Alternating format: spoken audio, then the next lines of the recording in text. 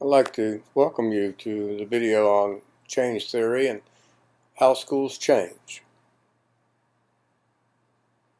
Constant.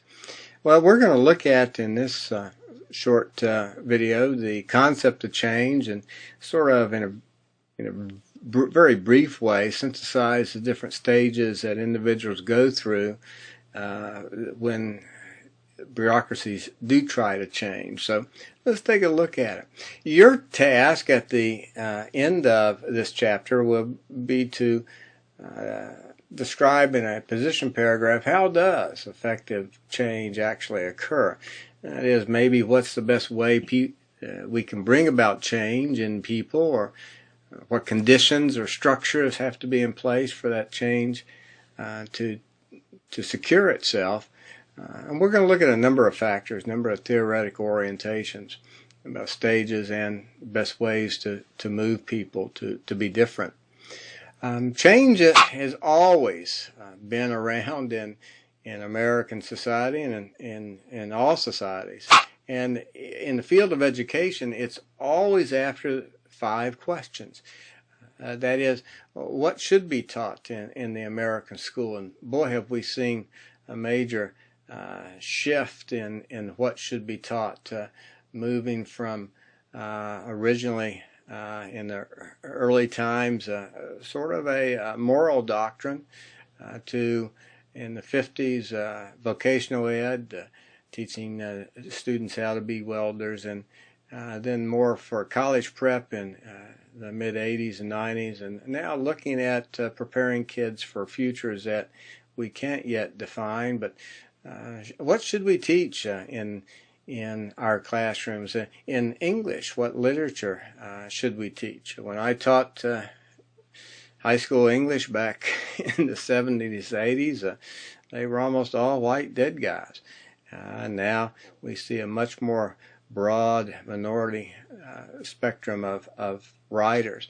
What should be taught in history about the Civil War, about the Vietnam War? Sometimes we kind of rewrite history as to what we emphasize in history classes. What should we teach in biology and the sciences? You saw in the state of Kansas in our state board elections 2 elections ago, a major debate on adding creationism or intelligent design to evolution and mandating that it be taught and tested in the Kansas public schools. So the issues of what should be taught have always been around and caused change. Also, how should it be taught? Should we put them in factory model schools where kids sit in rows? Could we teach them at home? Could we teach them through computer systems and online curriculum? How should it be taught? Do we organize students by age, or should it be by what they know or don't know? How should it be taught? Big question, going to precipitate change in the future of the American school. And how should it be evaluated? Right now we're in a major accountability decade where state testing trumps other methods of evaluation. But how should we evaluate those things that our kids know? Should it be filling in ovals, or through portfolio assessments, through other means? And then fourth, which children should be taught? And it seems like a question that should be answered, well, all kids should be taught. But we see equity as being a major point of debate in many of our movements today to change the American school. And perhaps one of the main reasons that No Child Left Behind was implemented. And then lastly, the question of who should be in charge of deciding, should the federal government be involved? They've always been involved in the lunch program, in special ed, and now with the move to America 2000 and No Child Left Behind, into establishing a testing system and perhaps even a move towards a national curriculum. But who should be in charge of deciding? Should it be the states? The United States Constitution is silent on how to educate children in America, but all 50 state constitutions do set up a structure to organize, finance, and oversee those state schools. So it really falls in the hands governmentally of the states, and then each then typically develop a substructure of districts or county-wide school systems, which many times have their own elected boards of education and so forth. So how should it be decided? What all of those 4 questions above. Major 5 questions that oftentimes precipitate change. A rather humorous look at change when, especially in a company, when things don't work well and when they do work well. It might operationalize itself like this. See if you agree.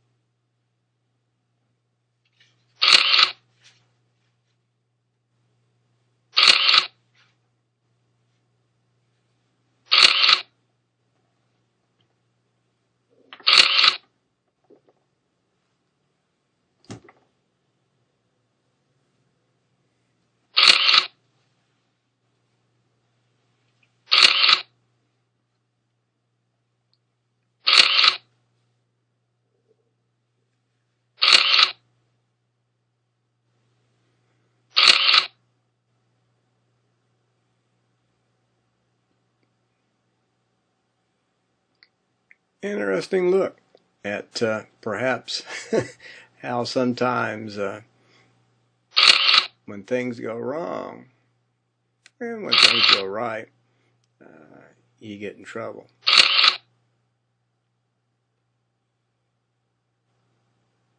Well, seriously, let's look at change theory in a very simplistic perspective.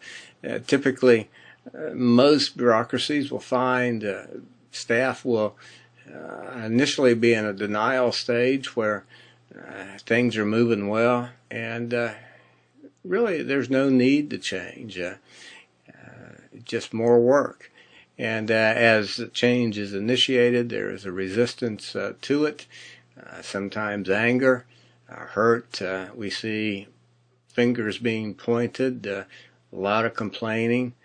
You'll see the attendance rates go down, and actually sometimes the doubting of their ability to function in that organization. Then you move into the exploration phase, where you make it personal. What's going to happen to me in this realm of things? What possibly role could I play? What new skills am I going to need? And so a lot of times it's chaotic in redefining your goal and your function and purpose in the organization. And then finally, as those are answered, you move into more of a level of commitment. 4 phases, a rather simple way of looking at how changes occur when they're successful. In a perspective that I like Elizabeth Kubler-Ross, excellent book on death and dying and bereavement.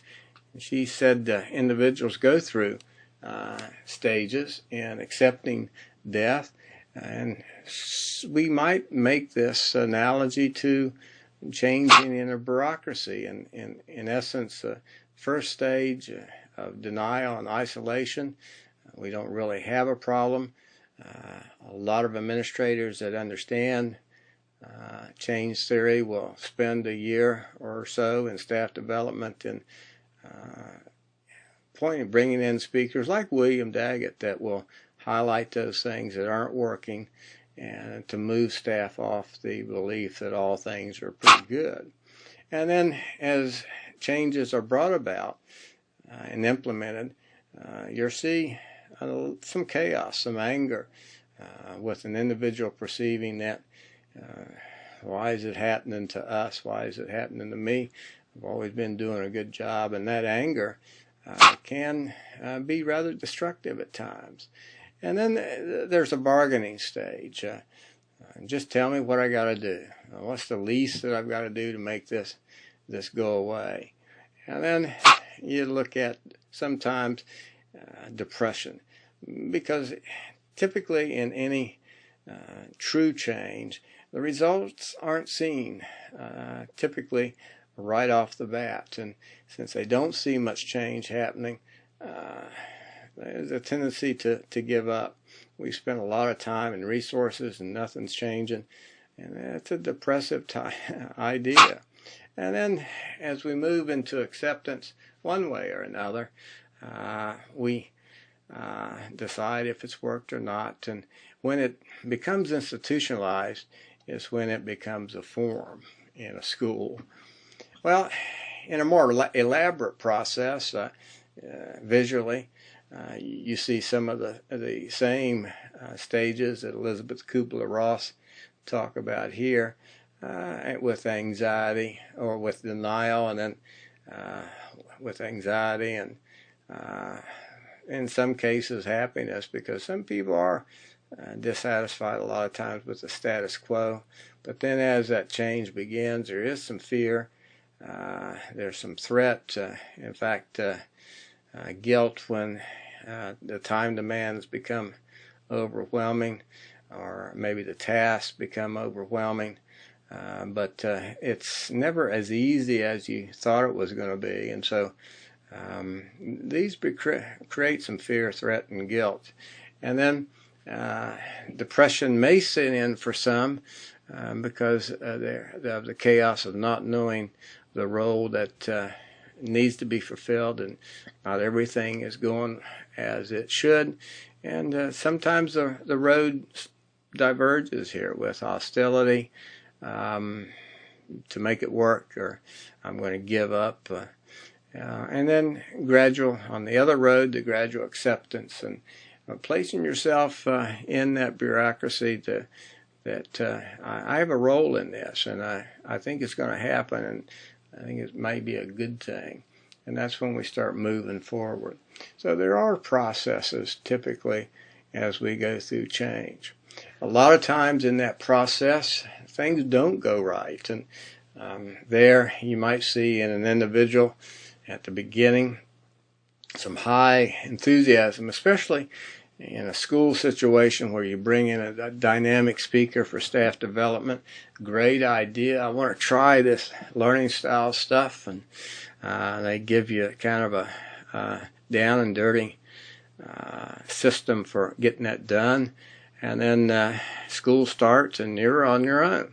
Very little collaboration and refocusing. And so depression sets in. It's just not working because it takes way too much time. Nobody else seems to be having any success. And so panic, especially from the ones that initiated the change. And the search for the guilty starts to occur when you know it's just going to be a train wreck. And the guilty oftentimes will deflect, and the punishment is often dealt to the innocent ones that really didn't initiate that change. And for those that sat back and said, this too will pass, a lot of times there's praise for those that decide just to ride it out. So sometimes change is a negative vehicle.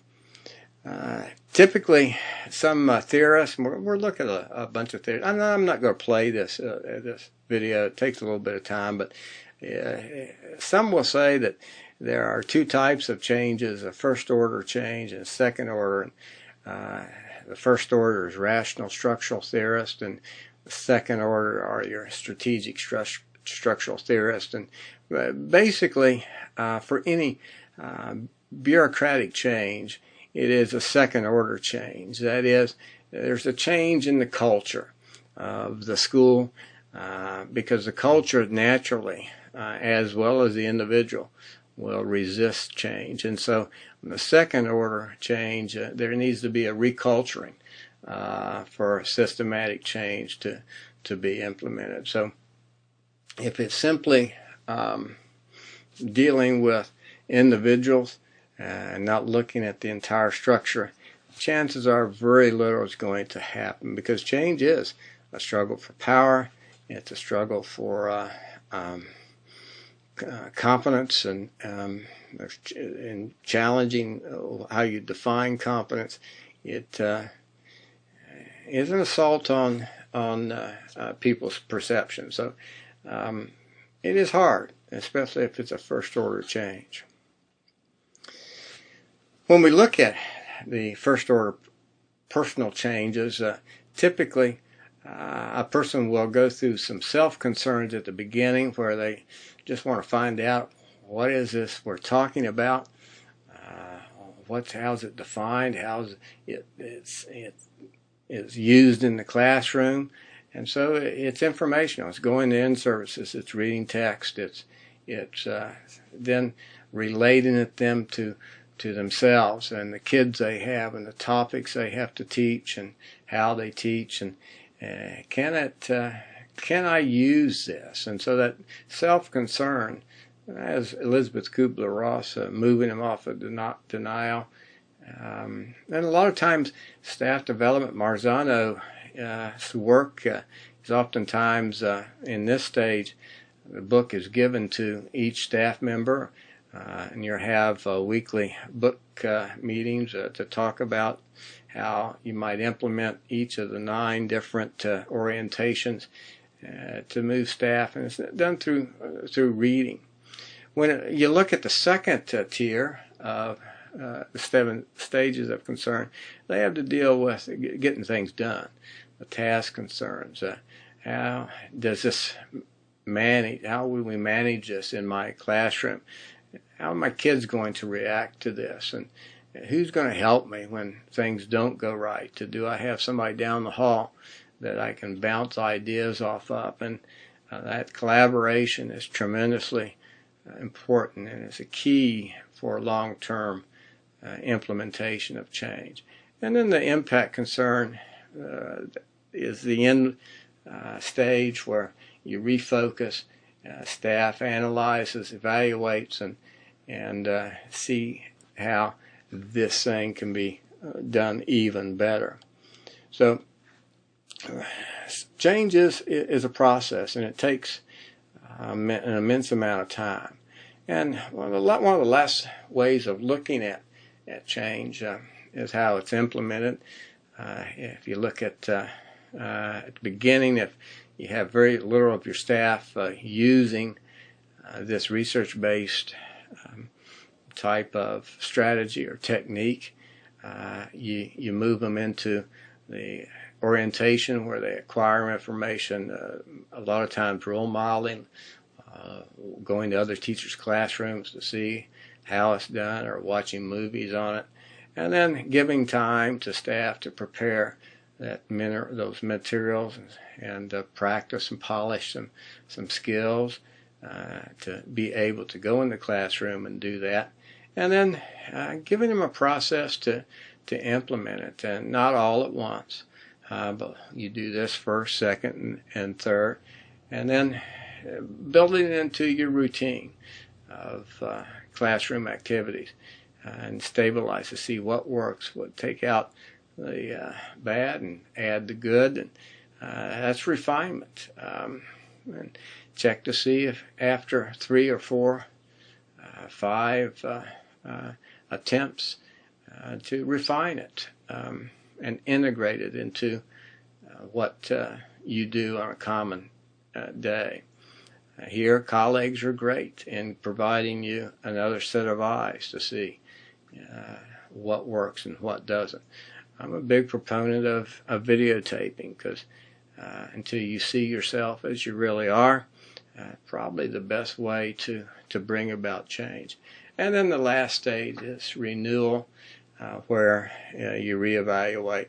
You scrap it or you change it to keep it the way it is. But moving from not knowing a thing to finding out what worked and what didn't, and keeping or not keeping it. As a leader in a school, typically, this is one of my kind of favorite theories on bringing about change in a school. I love the 40-20-40 rule. That is, if I have 40% of my staff against it, 20% for it, and 40% riding the fence, I, as a principal, might go for change. Some may, and this is a minimum ratio, some would be more inclined to have a 30-30-40 breakdown. But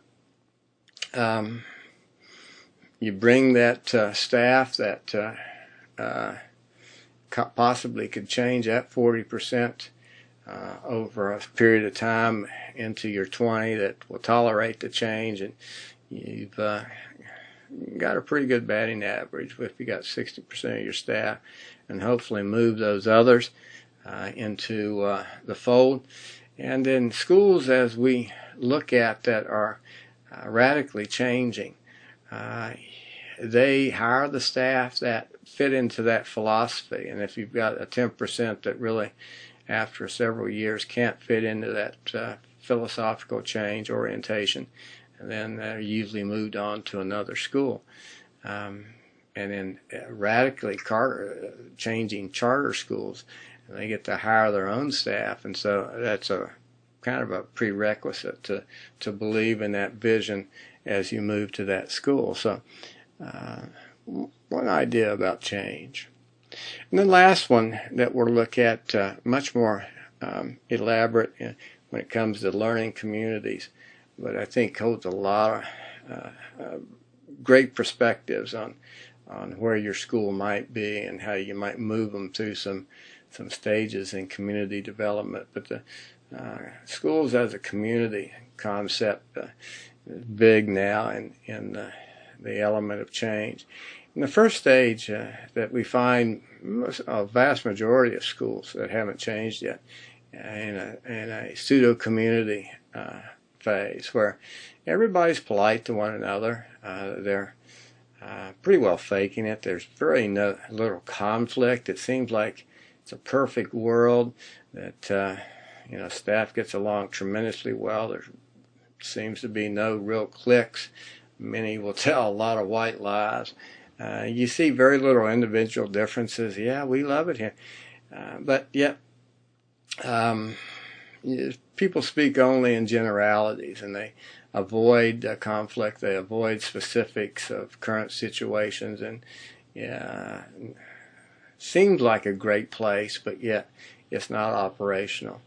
As you move out of that phase, the language and the criticism start to be a little bit more precise. Some questions are asked, especially to administrators, and some differences start to evolve in staff perceptions of what's going on, and some areas of change are starting to be identified. And then you move into a chaotic stage, a fighting or a struggling stage, where differences now come to the forefront, and there is some bargaining, there is some argument of where staff tries to convert others to their point of view.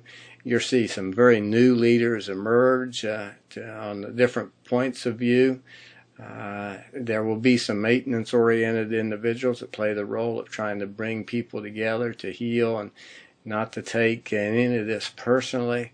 And that is simply a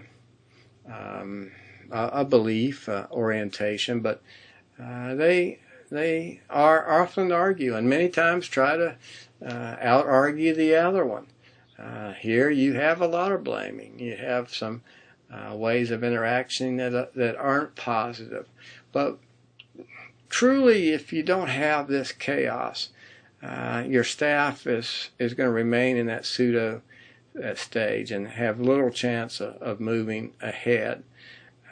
Because you start to see, as these points are argued, you start to see some group norms that will be created, some operational norms that will encourage collegiality and discussions of these issues facing us, so that you don't take it personally. And then in the third phase, where it starts to focus on interdependence, in the chaotic stage, it's a rather independent stage for the individual. This is my position, the rest of you better join it or I'm going to kick you. Here you start to see, well, that's not going to happen. And so you look for ways to be able to talk with one another, not really destroy the difference or make them look foolish, but we need to start to listen to others, to start to move towards consensuses on items. And this is again somewhat chaotic in that the responses are all over the map, different ways of bringing staff together, and sometimes they're one-on-one individually done, sometimes in group processes. But you see a big role here in the corporate world. There are moves towards company outings, retreats, of having staff on the same bowling team or baseball team. But there's a number of different ways that you start to develop more of an independence that becomes systematic and strategic. But a lot of good discussions are held in this phase. A lot of times those that are as you might call them, the control freaks, have a very difficult time with this, especially as they start seeing some of their clique start to look for ways to compromise and to reach a consensus. And when you reach that final phase of being a community, a learning community, there is more of an acceptance, there is more of a receptiveness to each other. A commitment starts to grow that we're going to, as a school, sink or swim together, and so we're going to have to learn together. And this is a vulnerable stage for many individuals in that they are open. Everyone knows what they believe, but we can all use that diversity to make this school a much better place. So here the community building is a very strong part to maintain that relationship, that synergy, that we start to care about one another, and that we're a powerful school because we have this diversity and this creativity in the way that we're going to go after handling our numerous problems. So here, principals spend a lot of time with consensus development to reach decisions. We spend a lot of time with celebrations of when things do go well. And the quality, basically, of the school is based a lot of times on the quality of the relationships of those that run that school and operate in that school. Much like a family, oftentimes you'll see that is a fully functioning family. You know that the siblings have different perspectives, usually as they grow up, and They appreciate those perspectives, and though they argue and fuss at times, they don't go to sleep taking it to bed with them. And they realize that this is just who they are, and we're going to live with that and work through it. So learning community is a big concept, moving through those stages of making your school a strong school.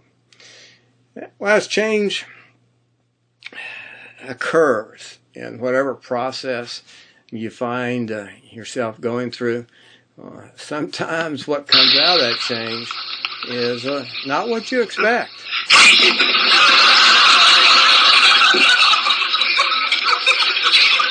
You think something's going to happen, but yet it doesn't. But bureaucracies go through change all the time. Sometimes it's better than others, but so do individuals. And teachers go through stages of their career as they begin and end. And Dr. Sparks and Dr. Lipka and I, over the past 15 years, have studied the beginning teachers and master teachers, and with an instrument and well over several thousand analyses of responses on the teacher needs assessment questionnaire, which, if you're in current teaching practices, you'll be taking in Chapter 5. We found that teachers typically begin their career in a survival mode, where much of their focus, their needs, are in establishing structures. Here, you're looking at acquiring supplies and establishing your room layout so it's operational and functional and effective. A lot of times beginning teachers are simply given a classroom that things are broken. In elementary school, they have no games. The other teacher took all those, or balls to use, but just getting things in a physical shape are part of the focus of time. Knowing what the school's policies are can easily be done through reading the book, but what's harder are the norms, because sometimes not every policy is the way the school actually operates, and finding out the norms is just as important as the policies. For a beginning teacher, building collegial relationships is tremendously important. Of finding out that maybe not all staff members like one another in a school is a big heartbreak for many of the beginning teachers. Looking at procedures from day one that work and don't work, and establishing those routines that fit to the kids they got and the teacher personality. What they learned in school sometimes really doesn't work in the placement of their first year. Setting the rules and then reinforcing them is hard. It sounds easy, but every beginning teacher wants to gain the respect of students, and that's a major focus for them. Deciding what the professional distance is, what small stuff is all important in this area. Knowing your subject matter. In the secondary school, a lot of times what was taught in college is not what you really found in the classroom. For example, as an English teacher, my first year of ninth grade teaching, I taught ninth grade grammar and sentence diagramming, and I hadn't had that since ninth grade. Well, getting to know the stories you're going to teach, the math or whatever, is also a time-consuming factor in the first couple of years. And then lesson planning for high time on task. When I first began teaching at Marshall University, my father gave me a great piece of advice.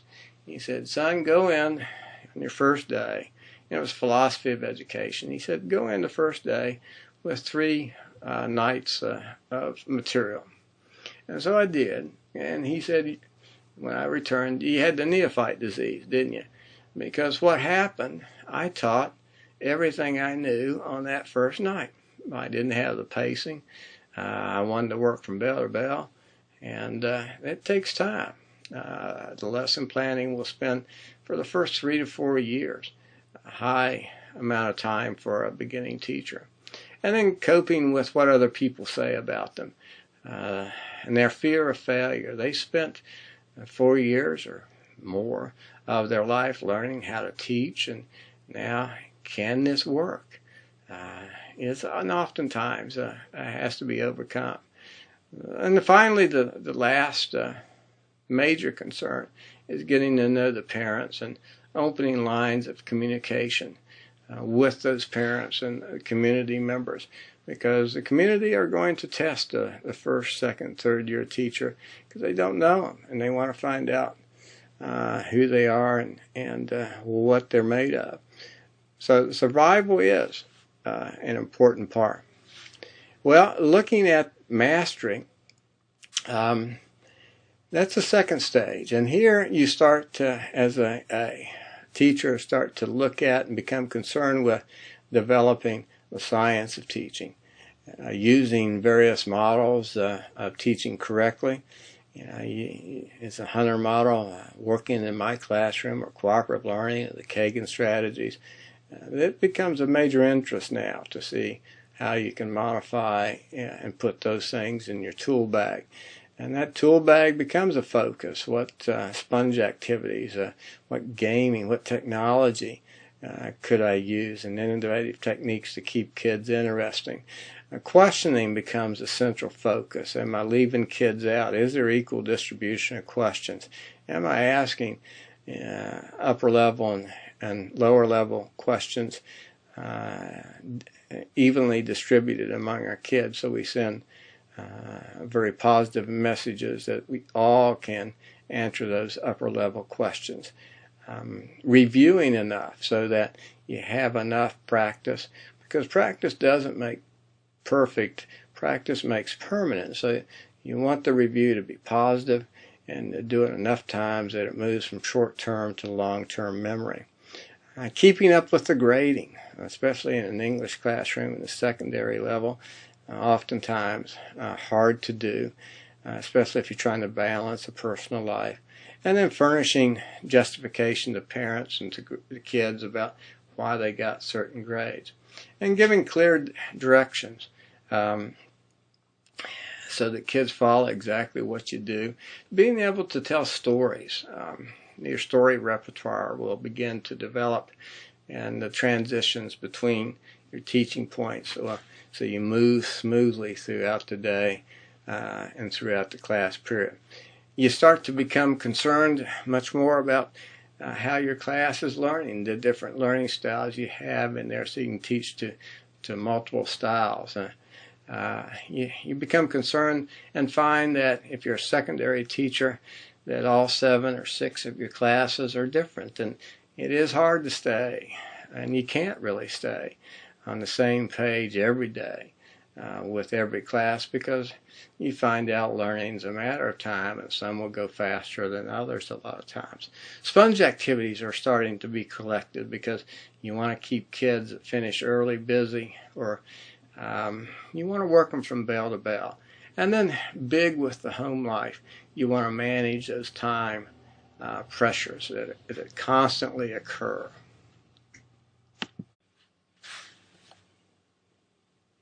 The last stage is the impact stage, where you turn your attention to, am I making a difference with each and every child? And here we classified this as moving into the art of teaching.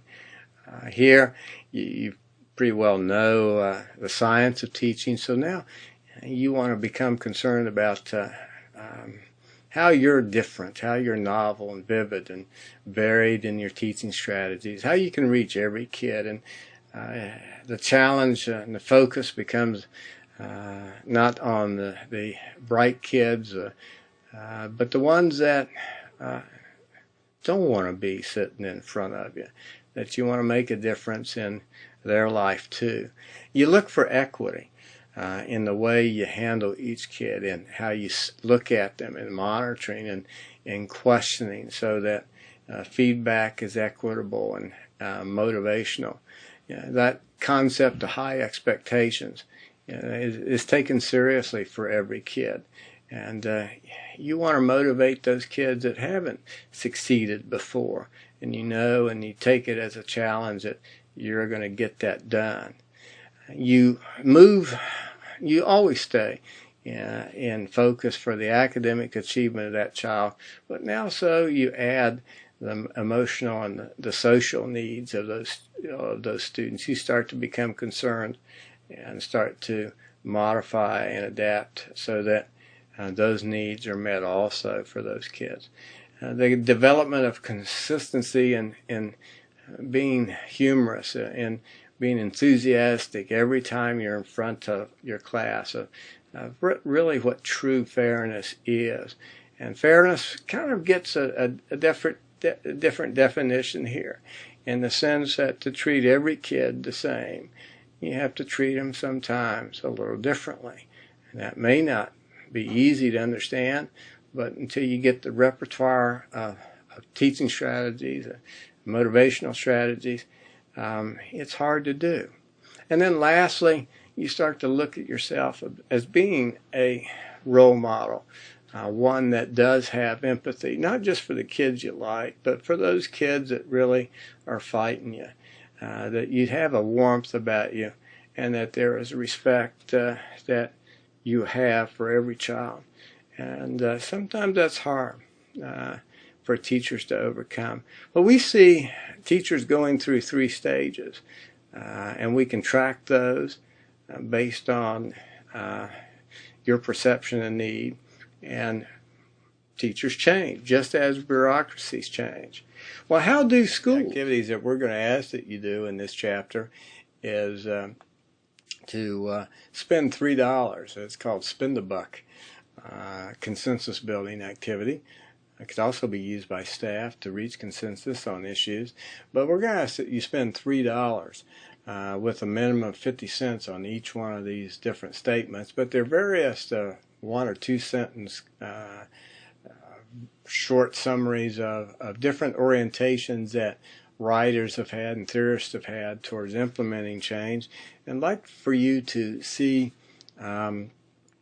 where you spent most of your money. And if I can figure out some way to tally this thing with all of you, and I might just do it as I read these, to give you what you said was 1, 2, and 3, the top 3 that you all agreed and reached consensus on, maybe are the best ways to bring about change. But that's your question at the end. How is it? But this will give you 25 different ideas on what theorists have said are some key components that help bring about bureaucratic change. Perhaps of all of the different theorists and Spence, I think, had the best way, the simplest way to bring a complex issue into an easy perception. He believed that you had 6 primary keys to bringing about a change. That is, you had to have trust, as you saw in the community building area. You had to have a vision, usually by the principal. You had to have staff with skills. You had to have resources available to make it happen, both time and financial. And you had to have victories and celebrations and payoffs for that change when it's implemented. And then you've got to have some results that staff can hang its hat on. And so if all 6 of those things are in place, then change does occur. When trust is missing, oftentimes, and the other things are in focus, oftentimes you'll see the sabotage occur, and we sometimes in administration will call those types of teachers the submarines that no matter what comes down the pike, they would try to sabotage. If the vision is missing from the leadership, and then there's confusion as to exactly where we're going. If the skills are missing and the staff development wasn't in place, high anxiety rears its head in the staff. if the resources are not there, that is both in time and in finance, anger and resentment begins to build. If the payoff, if there aren't rewards for specific things happening, there's sporadic change, just come and go. And then last, if you don't have any results, you don't know where the end is, or the end wasn't good, you have some false starts. And they're a very good way to look at the concept and the complexity of change. But to end, there's an old tribal wisdom saying that when you discover that you're riding a dead horse, that if your school does have some major issues, that it isn't educating its children, well, the best strategy is to dismount and get off that horse. Well, in education, we have some other strategies. See if this might fit as an analogy. Oftentimes, you'll be told if you're riding a dead horse to buy a stronger whip, or to change administration or change the riders. Or you hear administrators say things like, this is always the way that we've ridden this horse. Or we in higher education do this all the time. We appoint a committee to study that horse, and it dies in a committee. We find you can arrange to visit other sites to see how they ride the dead horses, or you can increase the standards of riding dead horses. All good ways to get a person off the dead horse. You can appoint a committee to review or to see if you can bring that horse back alive. You can create a training session to increase your riding ability. You have no horse to ride. And you can compare the state of the dead horses in today's environment. Or you can change the requirement for declaring that the horse is dead. We see that often. Or we can hire outside contractors to ride the dead horse for us. Or we can harness several dead horses together for increased speed. And I love this next one. No horse is too dead to beat. But this last one, simply because I'm trained to be one. Oh, no, it's not the last one. See if any of these fit.